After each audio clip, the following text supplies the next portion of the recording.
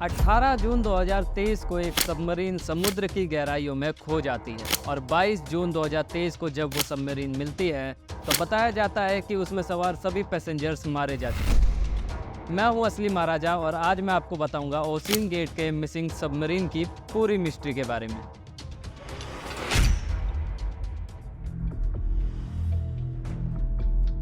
Ocean gate नाम की एक कंपनी जिसकी सबमरीन में 5 पैसेंजर अचानक से लापता हो गए, इस कंपनी से शुरुआत करते हैं। ओशियन गेट नाम की एक कंपनी 2009 में स्थापित की गई थी जिसके founder Stockton Rush and Guillermo Sohnlein हैं। ओशियन गेट कंपनी के पास 2 सबमरीन थे जिनका नाम वेसल एंड एंटीपोर्ट्स था। 2021 तक ओशियन गेट ने 2 और सबमरीन खुद के बना लिए जिनका नाम साइक्लोप्स 1 एंड टाइटन था। टाइटन वो जहाज है जिसमें ये 5 पैसेंजर्स सवार थे और कंपनी ने टाइटन को इसीलिए डिजाइन किया था क्योंकि कंपनी लोगों को टाइटैनिक के मलबे को देखने का मौका देना चाहती थी। टाइटैनिक वो जहाज है जो 15 अप्रैल 1912 को समुद्र की गहराइयों में डूब गया था और इतिहास के पन्नों में छपा रह गया।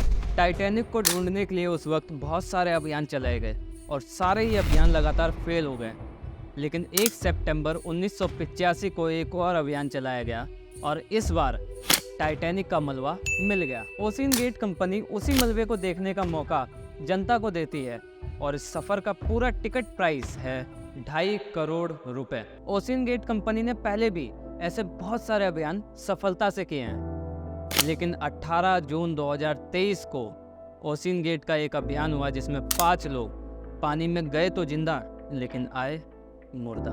कौन थे ये 5 लोग? इनमें से पहले थे ब्रिटिश बिजनेसमैन हमीश हार्डिंग, दूसरे पैसेंजर थे पाकिस्तानी ब्रिटिश बिजनेसमैन शहजादा दाऊद और तीसरे पैसेंजर थे शहजादा दाऊद के बेटे सुलेमान दाऊद। चौथे पैसेंजर असल में पायलट थे पॉल हेनरी जो कि फ्रेंच नेवी के कमांडर भी थे और 5वें पैसेंजर थे ओशियन गेट के सीईओ स्टॉकटन रस।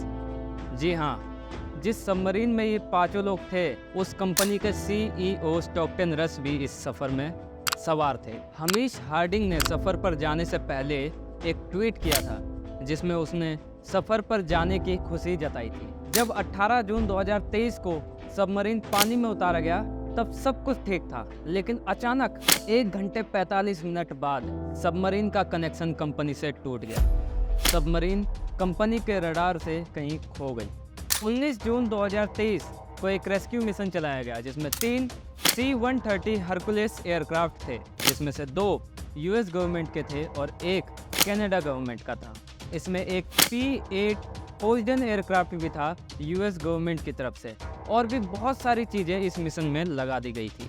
कंपनी के कर्मचारियों ने ये बताया कि सबमरीन में लगभग 96 घंटे की ऑक्सीजन है, मतलब लगभग 4 दिन की ऑक्सीजन है, जिसमें से एक दिन पूरा हो चुका है और दूसरा दिन चल रहा है। कंपनी के कर्मचारियों ने ये भी बताया कि सबमरीन को इस तरह से डिज़ाइन किया गया है कि सबमरीन को कोई भी अंदर की तरफ से नहीं खोल सकता, सबमरीन को बाहर की तरफ से ही खोला जा सकता है। मतलब अगर कोई पानी के अंदर सबमरीन से बाहर निकलना चाहे तो वो ऐसा नहीं कर सकता। 20 जून 2023 को एक पाइप लेइंग शिप 2 ROVs और कुछ इक्विपमेंट के साथ साइट पर पहुंची और मिशन में मदद की। करीब 10,000 स्क्वायर माइल्स ढूंढने के बाद भी हाथ कुछ नहीं लगा। उसी दिन एयर नेशनल गार्ड्स के C-130 के 2 और एयरक्राफ्ट इस मिशन में लगा दिए गए। 21 जून 2023 को वेसल, कांडी, विनलैंड और अटलांटिक मर्लिन जैसी शिप साइट पर आई और सर्चिंग शुरू कर दी गई, लेकिन सारी कोशिशों के बाद भी हाथ कुछ नहीं लगा। ये वो पिक्चर स्क्रीन पे हम दिखा रहे हैं जिसमें सारी एसेट्स का नाम है जो इस मिशन में शामिल हुई और कब कब शामिल हुई। 22 जून 2023 को NDT टाइम जोन के हिसाब से 3:48 PM, मतलब इंडियन टाइम जोन के हिसाब से रात के 11:15 पर टाइटैनिक के मलबे के पास ही सर्च टीम को सबमरीन मिल गई। अब क्योंकि 22 जून 2023 को पूरे 5 दिन हो चुके थे तो ये बात बिल्कुल साफ थी कि सबमरीन का ऑक्सीजन खत्म हो चुका है और सबमरीन मिलने के कुछ देर बाद ही यूएस गवर्नमेंट और कनाडा गवर्नमेंट ने ये स्टेटमेंट दी कि सबमरीन तो हमें मिल गई लेकिन 5 पैसेंजर मारे जा चुके हैं। इस सफ़र पर जाने से पहले एक डेथ कॉन्ट्रैक्ट साइन किया जाता है जिसमें लिखा होता है कि अगर सफ़र पर जाने के बाद कोई भी अनहोनी होती है तो कंपनी की कोई गारंटी नहीं, और इन पांचों पैसेंजर्स ने इस डेथ कॉन्ट्रैक्ट पर साइन किए थे। ओशियन गेट कंपनी ने 22 जून 2023 को एक ट्वीट भी किया जिसमें उन्होंने पांचों पैसेंजर्स के खो जाने का दुख भी जताया।